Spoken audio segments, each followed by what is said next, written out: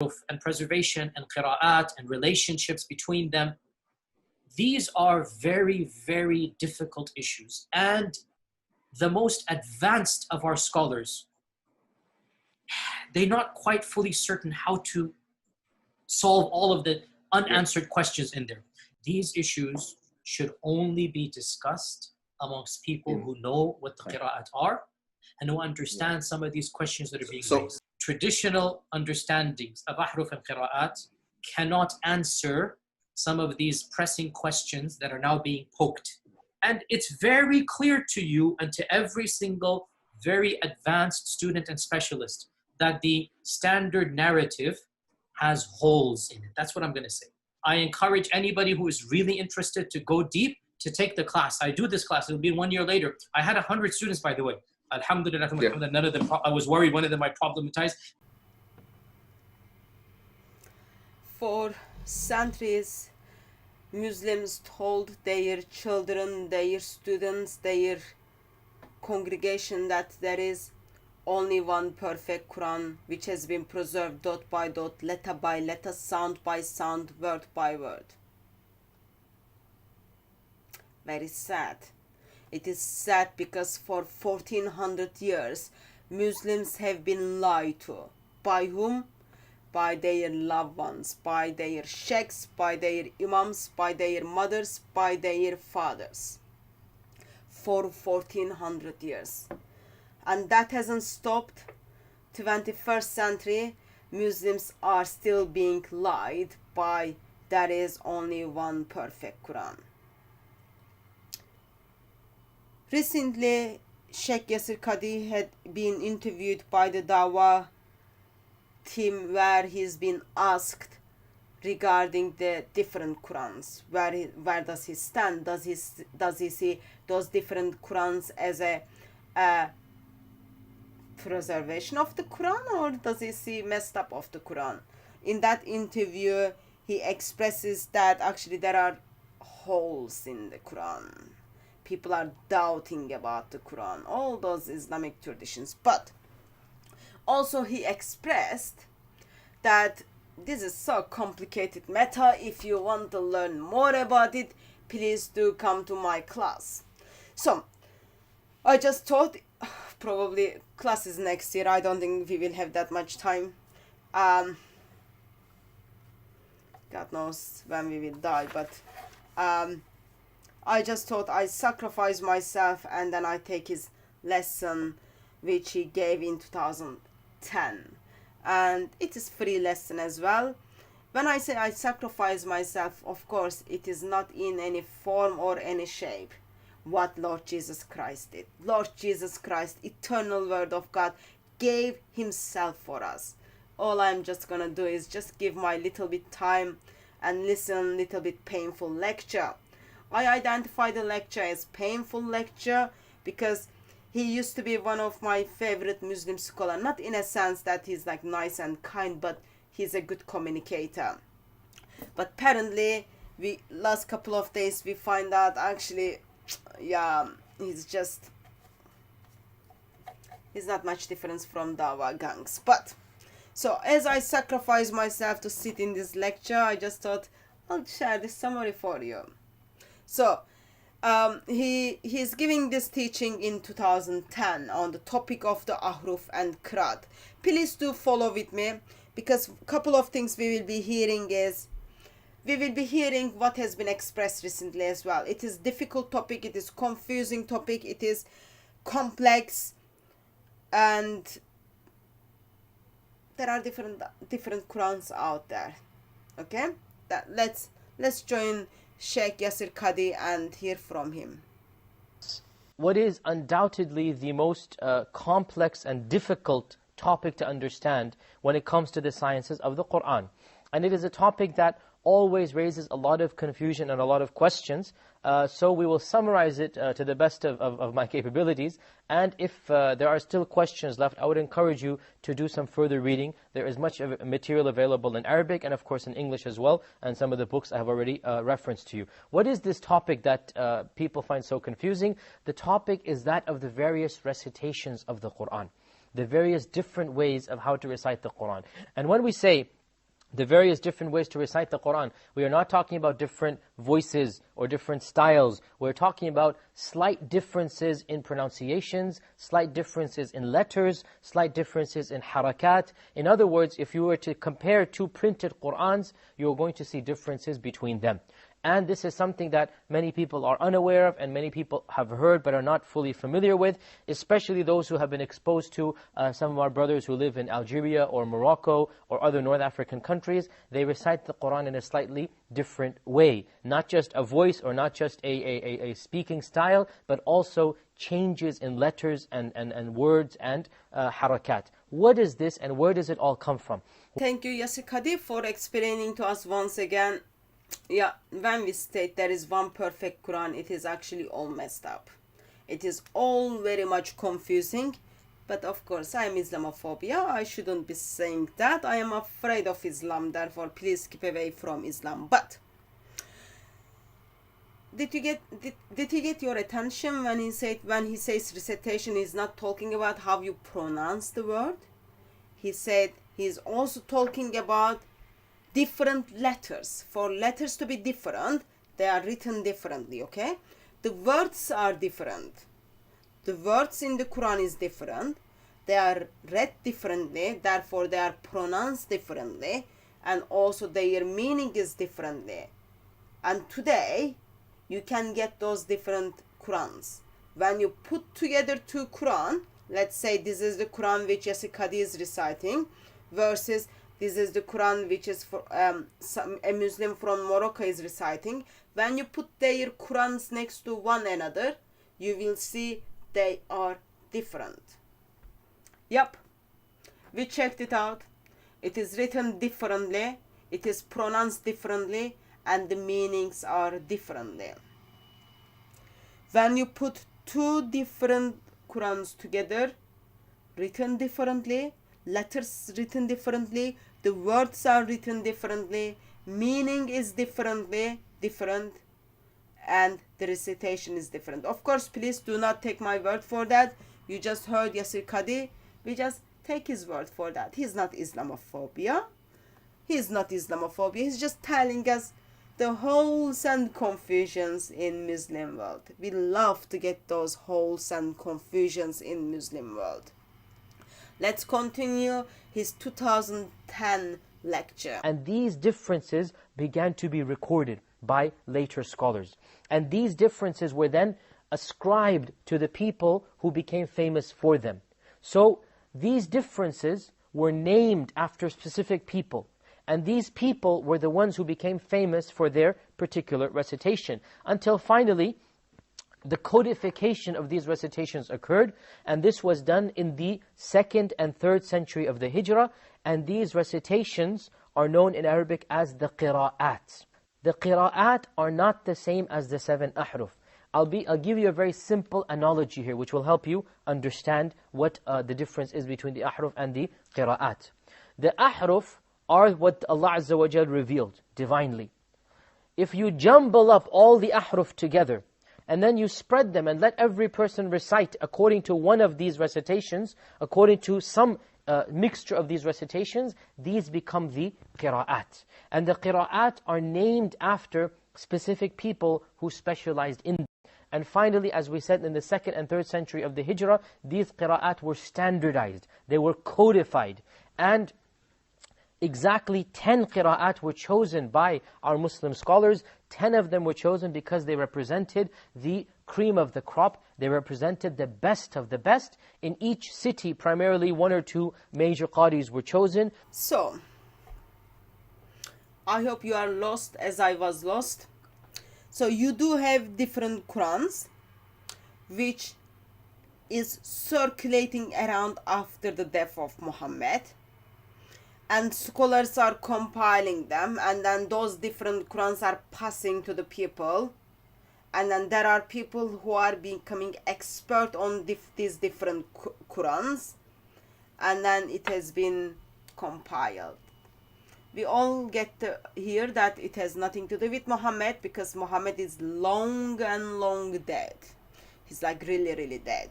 He's not faking up, he's dead. And then we also heard that The reason it has nothing to do with Muhammad, because it has been compiled in 2nd and 3rd century of Hijrah. That's like 700s and 800s. Of course, we look at the Islamic tradition and then we get to see there are they are talking about 900 different Qurans in certain accounts. Even in 900s, they are talking about 50 different Arabic Qurans is circulating around. But that's not the issue. What Islam does is they pick, as they put different Arabic Qurans together, as they officialize those Qurans, what they do is they choose the best of the best. I think I'm imagining this will be in the kind of very similar thing to British Got Talent. So you've got people who are just reciting the different Qurans, and then you are just seeing how much talent they have, and then from you just pick the best of the best.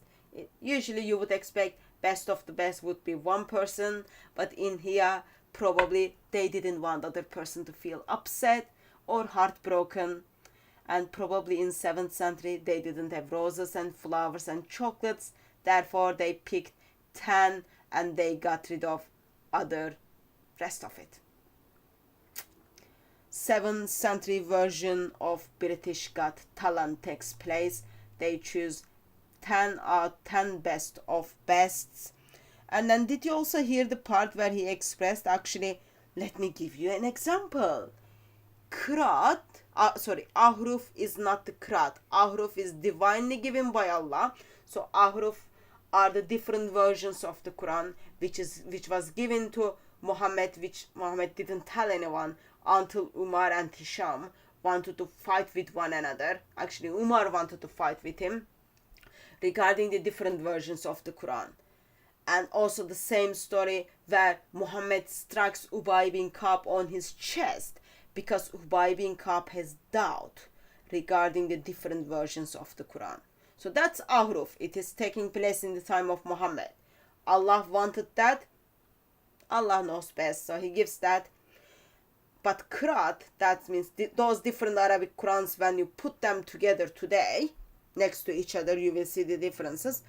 They are human made. They are 2nd and 3rd century of Hijrah. They are from 7th century and 8th century, chosen by people. People who never met Allah. People who did not get revelation from Allah. People who did not have chit-chats with Gabriel.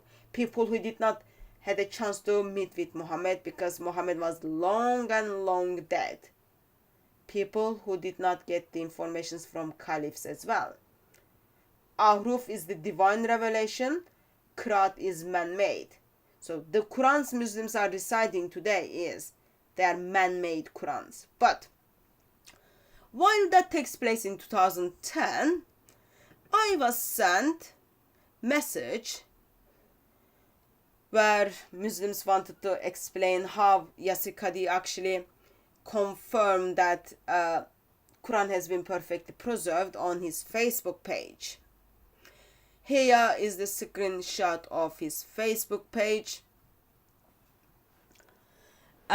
Please follow with me. I'm not gonna read the first couple of sentences. Please do read them, because first couple of sentences he just expresses his love towards people who are afraid of Islam, towards people who see Islam as a dangerous ideology. Please continue with me. Sorry, not continue. We haven't even started yet. Let's read it together.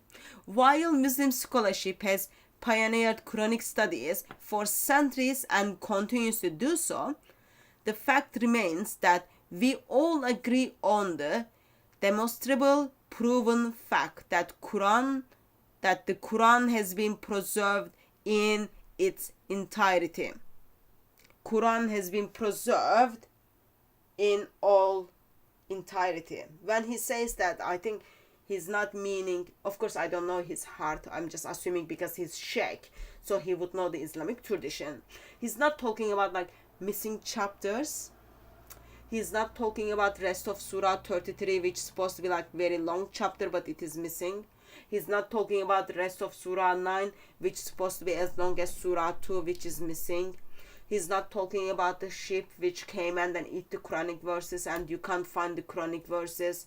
He's not talking about the people who died in the Battle of Yamama and they took the Quran with them. He's not talking about that.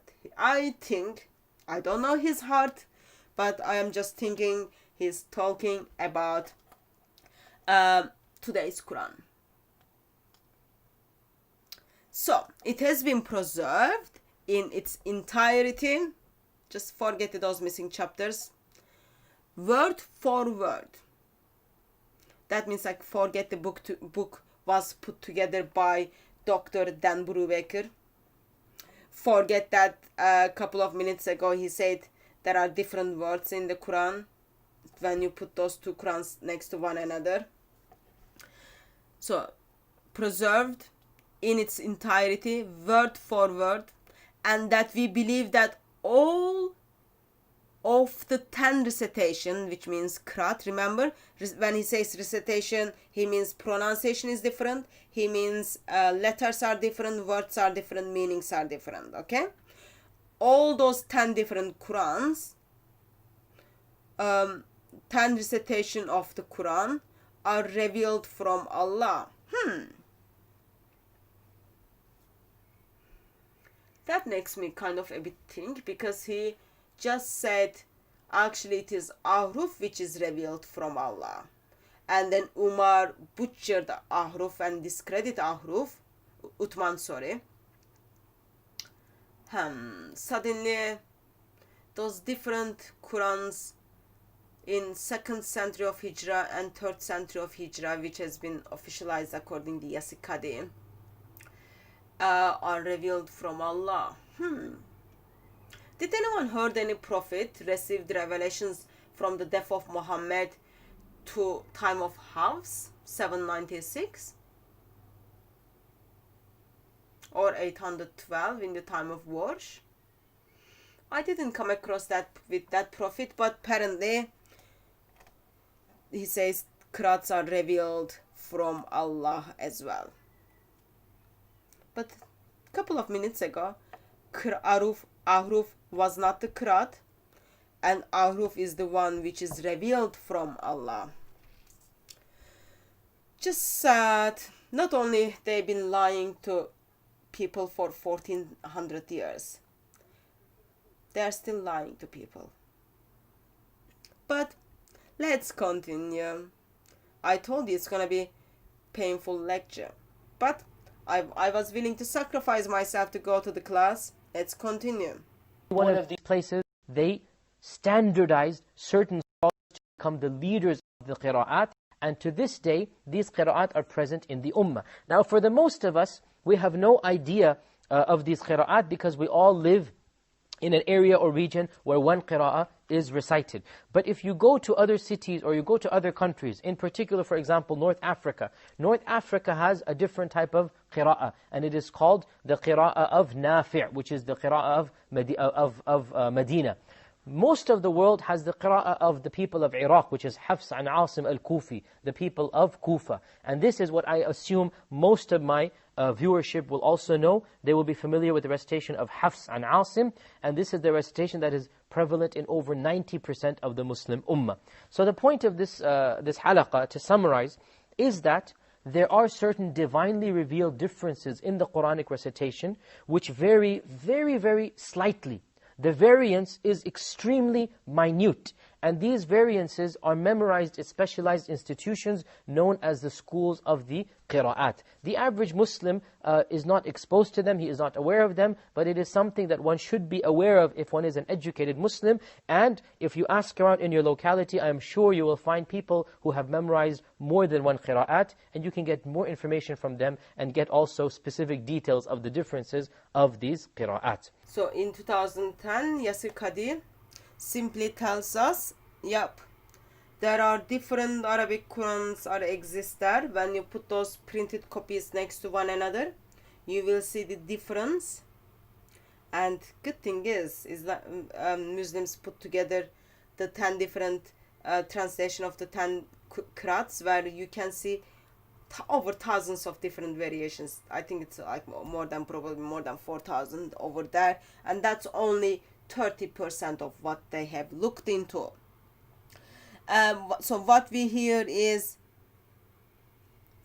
when Muslim says there is one perfect Quran which has been perfectly preserved, Yasir Qadhi tells us in 2010, actually that's not true. There are different Arabic Qurans out there. You are just lucky ones who lives in the West, and majority of you follow the Hafs Quran. But the question is, which Quran is going to intercede for you on the Day of Judgment? Hafs Quran? Is it even revealed by Allah? Does Allah aware of the Hafs Quran? And lots of questions will probably come up. And preservation and qira'at and relationships between them. These are very, very difficult issues. And the most advanced of our scholars, they're not quite fully certain how to solve all of the unanswered questions in there. These issues should only be discussed amongst people who know what the qira'at are and who understand some of these questions that are being raised. Traditional understandings of ahruf and qira'at cannot answer some of these pressing questions that are now being poked. And it's very clear to you and to every single very advanced student and specialist that the standard narrative has holes in it. That's what I'm going to say. I encourage anybody who is really interested to go deep to take the class. I do this class. It'll be 1 year later. I had 100 students, by the way. Alhamdulillah, none of them, I was worried one of them might problematize.